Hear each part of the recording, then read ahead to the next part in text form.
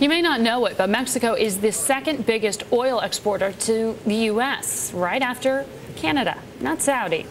And that country's Energy Minister, Mexico I'm talking about here, is in Cancun for a United Nations summit on climate change. Georgina Kessel is also chairwoman of Mexico's state-controlled oil producer, Pemex, which is the biggest in Latin America. We have to understand that according to the International Energy Agency, the world will continue to use approximately 80% of our energy needs will be satisfied through fossil fuels. So Pemex has a role here. We need to improve its energy efficiency, and we also have to make sure that Pemex production is sustainable. So that is a role that we are having for Pemex in these climate talks. So doesn't Pemex, though, stand to lose something there, given that its bread and butter is oil production? No, if we see what I just said, according to the International Energy Agency, fossil fuels will continue to be a very important part of our energy demand, and one way or another, Pemex hydrocarbon production will be there to satisfy those energy needs. Mexico has made some very key decisions about the future of how to develop and how to invest in oil production in the country and opening up to private investors. When do you expect to see some of those deepwater drilling contracts become up for bidding? Well, according to the plan that Pemex has, what we are expecting is to put out the new bidding processes for deep water at the end of next year, or perhaps at the beginning of 2012. Deep water is an important area where we have to do a lot of exploration. Some of our reserves, prospective oil is there.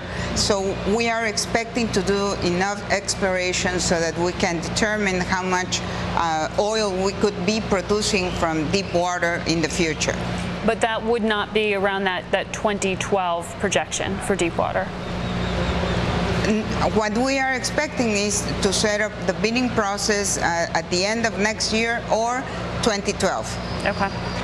Madam Secretary, you've called climate change one of, if not the biggest challenge of the century. Were you disappointed that the United States Energy Minister Chu, in his address, did not talk about reducing greenhouse gas emissions?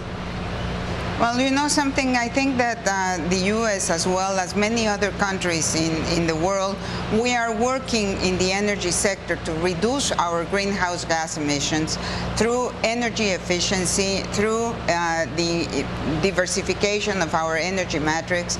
And I know that Secretary Chu has been proposing and going forward with measures, particularly in the area of energy efficiency. As you know, Margaret, energy efficiency is the fastest and the most economical way of reducing greenhouse gas emissions.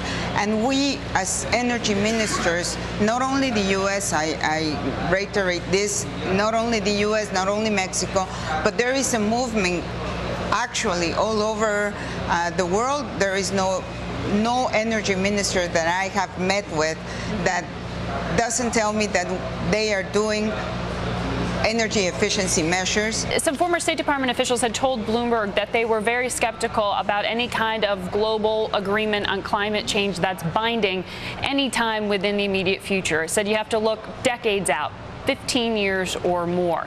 Are you concerned about the commitment of the United States, given what you've seen at Cancun? Well, what is important, Margaret, is I am confident that we will move forward into the measures that we need to take so that we can reduce climate change. This is an important problem for the world, and I am convinced that we need to move forward doing things both in the energy sector, both in the forestry sector, and I'm sure that we can, one way or another, advance in this area, and therefore we can set up what we are trying to get to see a final agreement now, tomorrow, or the next year, or the next one. What is important is that we move forward in this area, and I think that we can get that in this meeting.